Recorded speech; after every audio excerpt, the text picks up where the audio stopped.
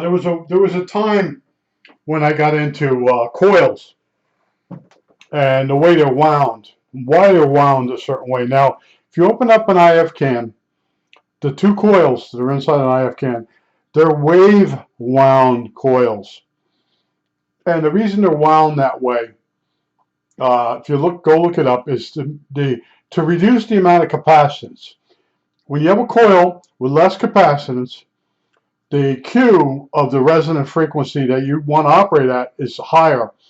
None of you don't like have parasitic capacitance that's taken down some of the signal. So the peak of the coil at resonance will be lower. And way back when they made coils, and I showed you the inside of some IF coils, they're works of art. There's also this progressive wound coil that's used in the theremin. And I want to understand all this stuff. So what you're looking at, I was wondering where my Vexta motors went from different stepping, different CNC machines, and I put them on this. This is a coil winding machine, and I do have a video, and it shows it winding a wave coil with Litz wire, and I immediately got hit with a bunch of emails from people in other countries. You give me program. I want program. I just start deleting in the comments. So I just start deleting. There are people that they search around on the internet, and then they try to find stuff that's yours that they can make theirs. So at some point, I'm making the coils. I got the machine working, and I ran an Arduino. You can see this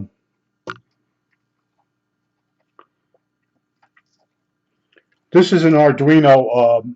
This plugs onto the back of an Arduino.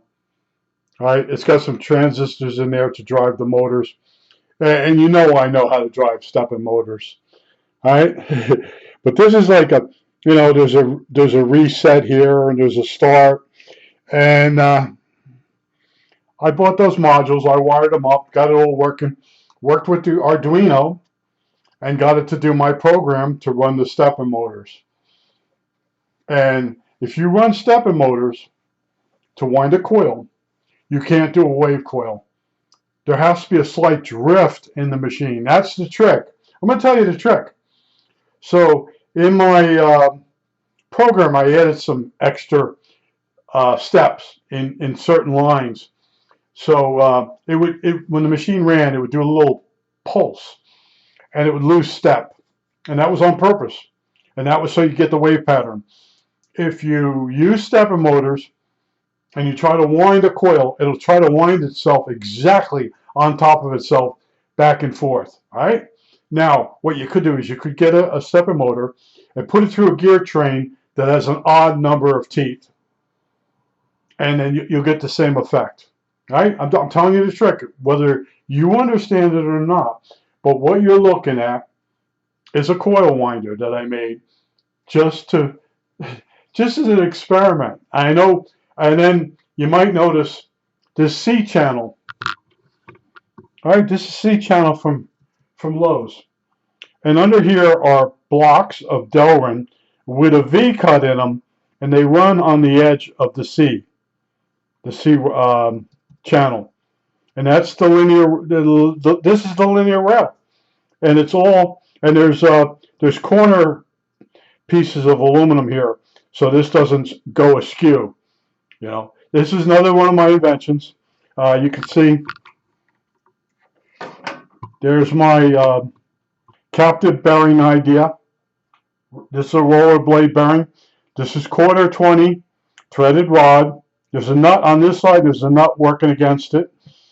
And then on the motor side, you see the rubber tubing down in there. Yeah, okay, it's showing up. And that's automotive gas line tubing. And what that does is it allows the stepper motor to step and start. It doesn't lose. It doesn't add any error into it, but it allows for misalignments. And then on this part here, you can get away with a coupler. This is 1/4 rod, and the coils I was winding actually slip on this. And these are the rollers. Here's the back spool back here. Are we in the frame? Maybe not. There's a spool here. Man, that wants to be a jerk. There's a spool back here, and there's a felt pad that touches the spool to keep it from freewheeling by itself. It keeps tension, comes up, and then there's this mechanism all works together. There's 3 wheels, and then on the end of this, there's a piece of Delrin with a hole through it, and it's a 3-stage hole to form the what would you call that? The head that feeds the list wire out, and you don't want the wire to flex around on the end. So the head actually has like a funnel hole that goes small from big to small with the Litz wire in it, and it rides on the coil form and then on the Litz wire. As the Litz wire builds up on that's very important also. See, I studied real coil winding machines on the internet, and I found some documents from engineering documents, and I was able to quickly, within a week, design this machine. And just to do a wave coil, that's all. I kept seeing wave coils as a kid. You'd unwind them, and then the progressive wound ones. I had a batch of those, and you think you're going to wind one of those by hand. You can get close, but it's nothing like having an actual coil winder. But yeah, so I want that program. You send me that program. It's like, go to hell. You know, and then after a while, I just delete their messages. I wouldn't even answer them anymore. They're all from a certain country. The country that has all those engineers. Oh man, I had to work with those guys. Oh my God. So anyway, yeah. I don't know if you understand that. If you worked in industry, there were countries that gave out engineering degrees, like you give out coupons to McDonald's, and then you get one of those guys in your place, and they didn't know what they were doing. They would fake it until they didn't make it. All right, and I had to work with them. And you know, when I worked, I was the guy that would solve the problems, and then these guys would write it up, and sometimes they give me a hard time. And I was like, you know, I won't tell you what I used to tell them. But anyway, I had to do it, making a fist and sticking it somewhere and opening it up. And yeah, I've been through a lot. And I forget the projects I built. I had a guy that used to come over to my house with a video recorder. And he would video record all the things I built. Because you lose track after a while. That's all I can tell you. Some of my YouTube videos, they're real quick. They're like the one I just put. This thing just goes. Now that when you hear it, that's when it's skipping steps, so it's able to wind a wave coil. You have to have error in the coil, or it won't wind. It'll wind over itself over and over and over. Stepping motors are exact.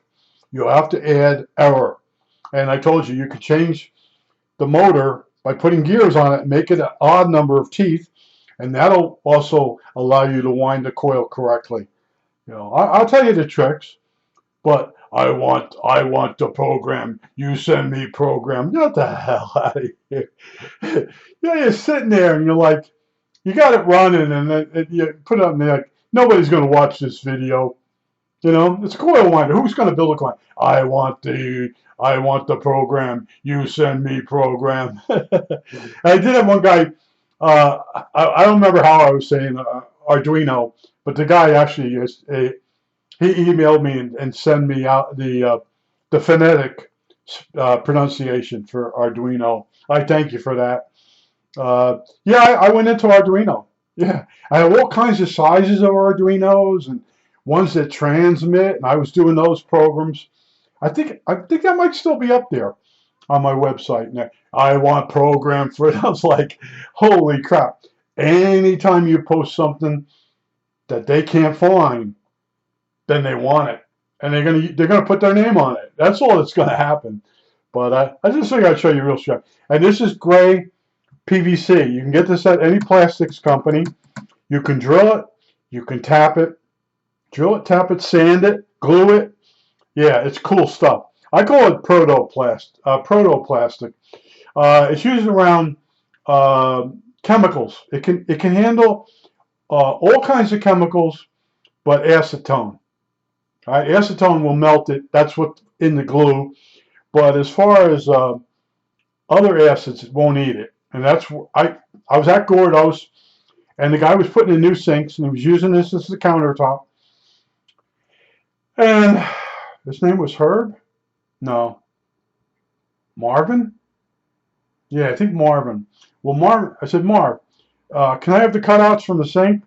And this guy next to him, his helper, no, I want, he was a foreigner, I want cutouts. I want cutouts. You know those cutouts never got used, okay? So Marv told me where the plastic place was in Bloomfield, and that's when I met Big Tommy.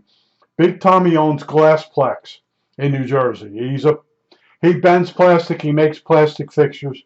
Met Big Tommy, went over there, told him what I was doing. He gave me a whole bunch of scrap, $20 worth. And I used to go over there and I used to buy a 4x8 sheet of 1/4-inch PVC plastic, and then I would cut it. And then sometimes after I got rid of my car, I actually used to carry it 8 miles home. I'm not kidding. I was nuts. I was driven. I didn't make any real money. All right, that's it.